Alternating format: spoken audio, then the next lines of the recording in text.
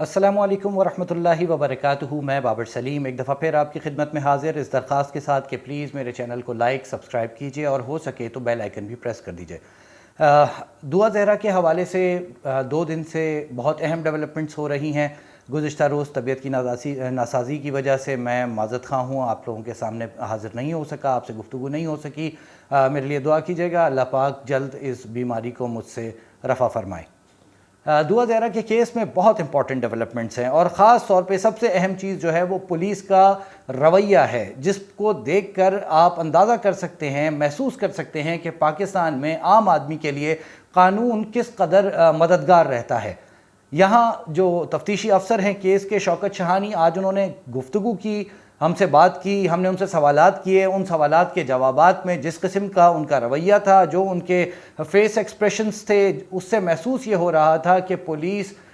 یقینی طور پہ جان بوجھ کر ڈیلے ٹیکٹ استعمال کر رہی ہے۔ 3 روز میں میڈیکل ایگزامینیشن دعا زہرہ کی عمر کے تعین کے حوالے سے کیا جانا تھا، لیکن آج دعا زہرہ کو پیش نہیں کیا جا سکا۔ البتہ دعا زہرہ کے والد اور ان کے وکیل جبران ناصر آج وہ آئے تھے۔ انہوں نے ڈاکٹرز کو اپنا جو ضروری دستاویزات جمع کرانی ہوتی ہیں، جس میں وہ نادرہ کے سرٹیفکیٹس ہیں، ان کا اپنا نکاح کا اور شادی کا رجسٹریشن کا فارم ہے، اور دیگر دستاویزات جو دعا زہرہ کی عمر کے تعین کے حوالے سے معاون و مددگار ثابت ہوں گے، وہ ڈاکیومنٹس آج انہوں نے جمع کروا دیے۔ لیکن جو پولیس ہے اس کا رویہ انتہائی مایوس کن ہے، انتہائی مایوس کن ہے۔ میں یہ بات بار بار کہہ رہا ہوں کہ پولیس کو اس حوالے سے جیسی پھرتیاں دکھانی چاہیے جو عمومی طور پہ پولیس کراچی میں عام آدمی کو عدالتوں میں رگڑے دینے کے لیے، عام آدمی کو عدالتوں میں گھسیٹنے کے لیے استعمال کرتی ہے، وہ نہیں تھا، وہ پھرتیاں نہیں ہیں، وہ ایکٹیونس نہیں ہے۔ آج جو شوکت شاہانی ہے، انہوں نے عجیب بات کی، انہوں نے کہا کیس کراچی میں بنتا ہی نہیں ہے ہمارا، تو ہم تفتیش کیا کریں؟ جب یہ مائنڈ سیٹ ہوگا، جب اس قسم کی پولیس کی سوچ ڈیولپ ہو چکی ہوگی کہ کیس کراچی کا ہی نہیں ہے جی، تو ہم تفتیش کیا کریں، تو آپ سوچ لیں کہ پھر انصاف کی فراہمی کس قدر جلدی ممکن ہو سکتی ہے، یا ممکن ہو بھی سکتی ہے یا نہیں ہو سکتی ہے۔ بہرکیف شوکت شاہانی نے کیا گفتگو کی، یہ ذرا آپ ملاحظہ فرمائیے۔ وہاں پہ ہی جو ہے نا سر،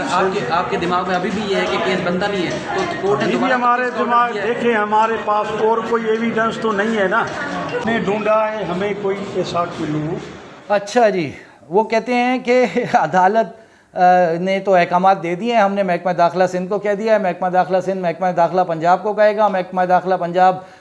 پنجاب پولیس کو کہے گی، اس کے بعد کراچی سے پولیس پارٹی جائے گی، دعا زہرہ کو کہے گی بھئی آپ کو عدالت نے بلایا ہے، آپ چلیے عدالت میں پیش ہو جائیے اور میڈیکل اپنا دوبارہ کروا لیجئے۔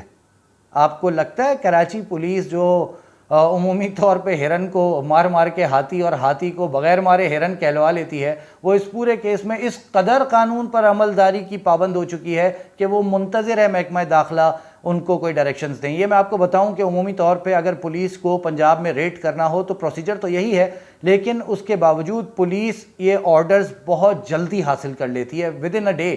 ایک دن میں یہ آرڈرز آ جاتے ہیں، اور پولیس پارٹی روانہ ہو کر وہاں سے اگر ملزم یا پھر جو بھی شخص جس کو حراست میں لینا ہو یا جس کو یہاں کراچی میں لا کر کسی کیس میں یا عدالت کے سامنے پروڈیوس کرنا ہو، اس کو ود ان اے ڈے پہنچا لیتی ہے۔ یہ کوئی اتنا بڑا کام نہیں ہے، لیکن پولیس کی جانب سے یقینی طور پہ سستی کا مظاہرہ کیا جا رہا ہے۔ اچھا، پھر وہ کہتے ہیں کہ جی کیس چلتا ہے گواہوں کے اوپر، ہمارے پاس تو کوئی گواہ نہیں ہے، ہم تلاش کر رہے ہیں۔ لڑکی یہاں سے ٹیکسی میں گئی، رکشے میں بیٹھی، ٹیکسی کا نمبر اس نے نہیں دیا، رکشے کا نمبر نہیں دیا۔ وہ بھائی خدا کے بندو، 16-17 سال ہو گئے پولیس کے ساتھ، صبح دوپہر شام ہم کام کرتے ہیں۔ پولیس کو جب بندہ ڈھونڈنا ہو تو وہ زمین کھود کے نکال لیتی ہے۔ پولیس اس کیس میں تفتیش میں واقعی بہت سستی کا مظاہرہ کر رہی ہے، اور اسی حوالے سے جو آج عدالت میں دعا زہرہ کے کیس کی پروسیڈنگ تھی، وہ ان کے والدین اور وکیل کی جانب سے کیس کے تفتیشی افسر پر عدم اعتماد کا اظہار تھا۔ اس پروسیڈنگ میں آج انہوں نے کہا کہ جی کیس جو ہے وہ کسی اور قابل تفتیشی افسر کے حوالے کر دیں، موجودہ تفتیشی افسر پر ہمیں اعتماد نہیں ہے، اور وہ یہ سخت سستی کا مظاہرہ کر رہے ہیں اس کیس میں، اور پولیس کی تفتیش میں سستی کے باعث یہ کیس پرولونگ یعنی لمبا چلے جا رہا ہے۔ بات صحیح ہے، عدالت نے بہرحال اس پر additional I G investigation, S S P investigation اور جو کیس کے آئی او ہیں ان سے جواب طلب کر لیا ہے۔ اب یہ جواب دیں گے، اور اس کے بعد پھر جو ہے وہ ممکنہ طور پر کیس کا آئی او ایک دفعہ پھر تبدیل ہو جائے گا۔ یہ میرے خیال سے 4تھے آئی او آئیں گے اب تیسرے آئیو اس وقت اس کیس کے چل رہے ہیں، وہ تفتیش کر رہے ہیں یا پتہ نہیں کر رہے، جو بھی کر رہے ہیں وہ، لیکن وہ اس کو تفتیش کہتی ہے پولیس جو وہ کر رہے ہیں، تحقیقات کہتی ہے پولیس جو وہ کر رہے ہیں، لیکن کیا وہ کر رہے ہیں یہ ایک الگ سوال ہے، پتہ نہیں کیا کر رہے ہیں باہر کیف۔ تو اب ان کے جوابات جب additional I G investigation, S S P investigation اور کیس کے آئیو کے آ جائیں گے تو اس کے بعد پھر نئے کیس کے آئیو جو ہیں ان کو تعینات کیا جائے گا اور پھر وہ انویسٹیگیشن کریں گے۔ دعا زہرا کو آج عدالت میں پیش کیا جانا تھا، وہ نہیں پیش کیا جا سکا۔ البتہ آج ایک بڑی اہم چیز جو میں سمجھتا ہوں کہ تمام ڈیولپمنٹس میں سب سے بڑی ڈیولپمنٹ ہے، وہ دعا زہرا کے والد مہدی کاظمی کا چہرہ تھا۔ گزشتہ کئی دنوں سے ہم انہیں عدالتوں میں، احتجاج میں، پریس کانفرنسز میں دیکھتے ہیں تو ان کے چہرے پر ایک کرب، ایک اضطراب، ایک تکلیف، ایک دکھ، ایک پریشانی یقینی طور پہ جو کسی باپ کی ہو سکتی ہے، وہ واضح طور پر عیاں رہتی تھی۔ بعض اوقات وہ رو پڑتے تھے، ان کی آنکھیں بھر آتی تھیں، بات کرتے کرتے وہ چپ ہو جاتے تھے، اور یہ ساری کیفیات جو ہیں وہ میں نے دیکھا کہ آج میڈیکل بورڈ کے قیام کے بعد جب یہ لوگ آئے ہیں تو وہ دعا زہرا کے چہرے کے والد پر قدرے اطمینان تھا، اور اس حوالے سے ان کے وکیل جبران ناصر نے بھی بہت کلیئرلی یہ کہا کہ انہیں اس میڈیکل بورڈ پر اعتماد ہے، اس میں تمام سینئر ڈاکٹرز موجود ہیں اور مختلف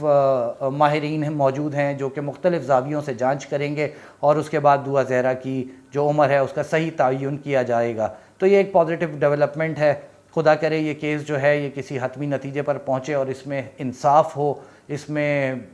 جو لوگ ہیں ان کو صحیح سے انصاف جو ہے وہ جلد از جلد اللہ پاک کے حکم سے اللہ کرے ان کو مل جائے۔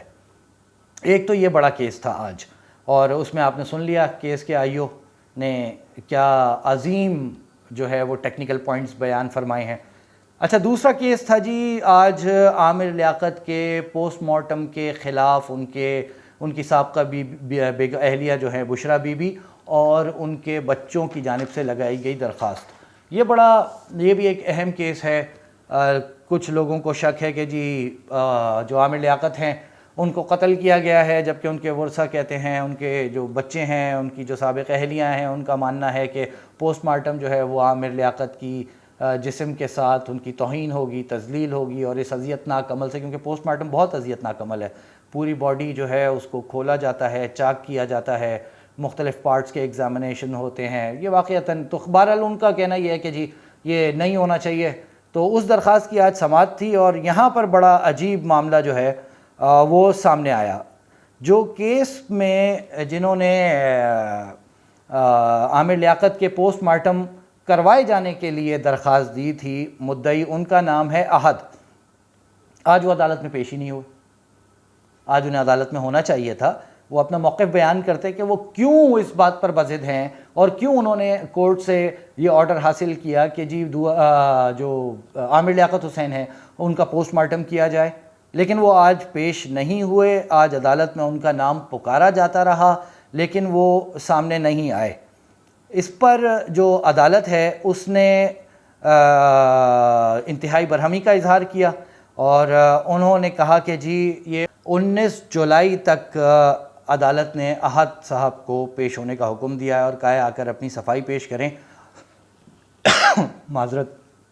اور بتائیں جی کہ وہ آخر پوسٹ مارٹم کروانا کیوں چاہتے ہیں، جبکہ ورثہ اور لواحقین جو ہیں وہ اس کے خلاف ہیں۔ اس کے بعد ڈاکٹر عامر لیاقت کی سابقہ بیوی نے پھر ہم جو ہے وہ میڈیا سے بات کی، انہوں نے کہا کہ جی اب پوسٹ مارٹم کرانے والا کہاں چلا گیا، گزشتہ سماعت پر بھی ہم انتظار کرتے رہے، یہ احد صاحب نہیں پیش ہوئے، آج عدالت میں جو ہے وہ احد کو پکارا جاتا رہا، یہ غائب تھے، نہ جانے یہ ہم سے کیا چاہتے ہیں، غم میں ڈوبے خاندان کو عدالتوں کے چکر لگوائے جا رہے ہیں۔ لیکن اس کے ساتھ ایک بڑی اہم بات انہوں نے کی، انہوں نے کہا جو عامر لیاقت کی تیسری اہلیہ ہیں دانیہ شاہ، ان سے ان کی مشاورت جاری ہے، اور وکلا ان کے جو ہے وہ بتائیں گے کہ مشاورت کے بعد کہ کیا ہوگا۔ یہ مشاورت یقینی طور پہ عامر لیاقت کی جو جائیداد ہے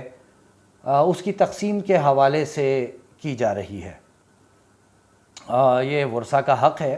کہ وہ قانونی طور پہ بھی اور مذہبی طور پہ بھی کہ وہ جائیداد کے بٹوارے کے حوالے سے کوئی رائے قائم کریں، اور اس کے بعد جائیداد کا جب بٹوارہ ہو تو ہر ایک کو اس کا جائز حصہ مل سکے۔ لیکن میں آج اس بات کو لے کر بڑا حیران ہوا کہ عامر لیاقت حسین کی جو پوسٹ مارٹم کے خلاف درخواست تھی، اس پر پولیس نے بڑا حیران کن جواب دیا۔ پولیس نے کہا جی کہ عامر لیاقت کے بیٹے اور بیٹی جو ہیں وہ نہیں کروانا چاہتے پوسٹ مارٹم، اور پولیس سرجن کے جو مطابق باڈی کے بیرونی معائنے سے موت کے بارے میں ہم کوئی جواب دینے کے قابل نہیں ہیں، اور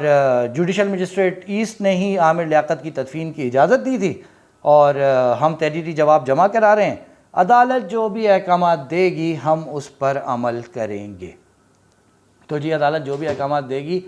ڈاکٹر عامر لیاقت حسین مرحوم کی پوسٹ مارٹم کے حوالے سے پولیس اس پر عمل درآمد کرے گی۔ یہ دو آج بہت اہم اور بڑے کیسز تھے، اور میں دونوں کی مکمل تفصیلات آپ تک پہنچا چکا ہوں۔ اللہ پاک سے دعا ہے کہ وہ ان دونوں کیسز میں جو لوگ ہیں ان تک انصاف جلد از جلد پہنچ جائے، اللہ کرے وہ جلد از جلد ان کیسز کو منطقی انجام تک پہنچتا ہوا دیکھ لیں۔ آپ سب سے درخواست ہے، دعا ہے کہ آپ سب خیریت سے رہیں۔ میرے لیے بھی دعا کیجئے، بیمار ہونے کی وجہ سے کچھ طبیعت ناساز ہے۔ اپنے اطراف میں لوگوں کا خیال رکھیے، والدین حیات ہیں تو ان کی خدمت کیجئے، دنیا سے جا چکے ہیں تو ان کے لیے صدقات خیرات کیجئے، مجھے بھی اپنی دعاؤں میں یاد رکھیے۔ السلام علیکم ورحمۃ اللہ وبرکاتہ۔